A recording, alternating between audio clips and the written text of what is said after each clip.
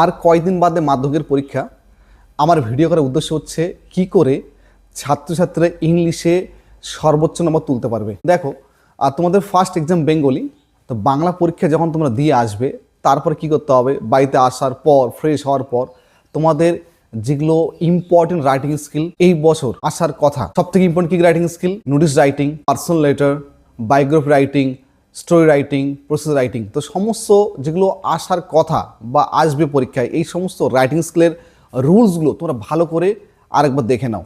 তারপরে রাইটিং স্কিলগুলো তোমরা ভালো করে স্টাডি করো, মেমোরাইজ করো। এই কাজটা করতে হবে তোমাদেরকে। করার পর দেখবে প্রোজ পোয়েম, তোমাদের 4টা পোয়েম রয়েছে, 4টা প্রোজ রয়েছে, কিন্তু প্রোজের ক্ষেত্রে প্রবলেম হয় না, ছাত্রছাত্রীদের প্রবলেম হয় পোয়েমের ক্ষেত্রে। সেই জন্য তোমাদেরকে পোয়েমগুলোকে আর একবার ভালোভাবে স্টাডি করে নিতে হবে এবং রেফারেন্স বইয়ের মধ্যে অনেক কোশ্চেন দেওয়া থাকে, কোশ্চেনগুলো স্টাডি করতে হবে। এই সমস্ত টিউশন টিচার কাছে তোমরা টিউশন পড়েছো, তারা হয়তো অনেক কোশ্চেন লিখিয়ে দিয়েছে বা বুঝিয়ে দিয়েছে, সেই কোশ্চেনগুলো দেখো, এই কাজটা করতে হবে। এবং ওই দিনেই তোমাদেরকে ইম্পর্টেন্ট যেগুলো গ্রামার রয়েছে, article preposition, correct form verb, ডুয়েস ডাইরেক্টের মধ্যে ভয়েস, ন্যারেশন, ডিগ্রি, এগুলোকে তোমাদের ভালোভাবে স্টাডি করতে হবে। এবং সবশেষে গ্রামারের মধ্যে 3 নম্বরের ফেজাল ভার্ব থাকবে।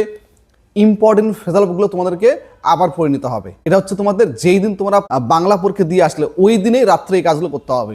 আচ্ছা, নেক্সট ডে আবার কি করতে হবে, তোমাদেরকে গ্রামার যেগুলো যদি বাকি থাকে গ্রামারটা দেখতে হবে। যদি কোনো পোয়েম মনে হয় যে ভুলে গেছো আবার স্টাডি করে নাও, প্রোজ দেখতে পারো।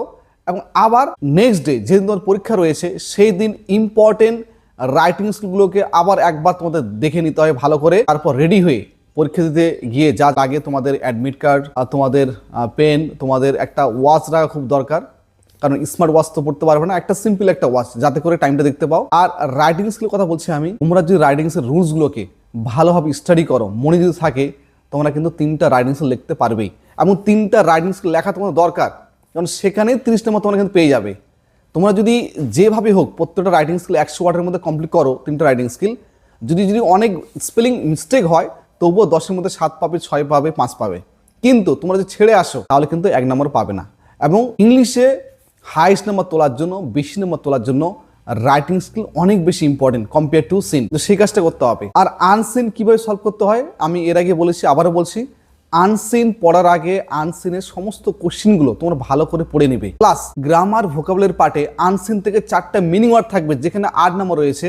যখন তোমরা আনসিনের কোশ্চেনগুলো পড়বে সঙ্গে সঙ্গে গ্রামার ভোকাবুলারি পার্টে গিয়ে মিনিং ওয়ার্ডগুলো পড়ে নেবে। এবং 4টা মিনিং ওয়ার্ডের জন্য মিনিমাম তোমরা 4টা বা 6টা মিনিং ওয়ার্ড আনসিন প্যাসেজ থেকে রুল দিয়ে মার্ক করে রাখবে। এবং যেই কটা মিনিং ওয়ার্ড তোমরা পারবে কনফার্ম সেগুলো অ্যান্সার করে দাও, যেগুলো পারবে না আবার পরীক্ষার শেষ হওয়ার আগে ওগুলো অ্যান্সারগুলো করে দিবে। তো এই রুলসগুলো ফলো করলে আমি আশা করছি ইংলিশে অনেক নাম্বার তুলতে পারবে।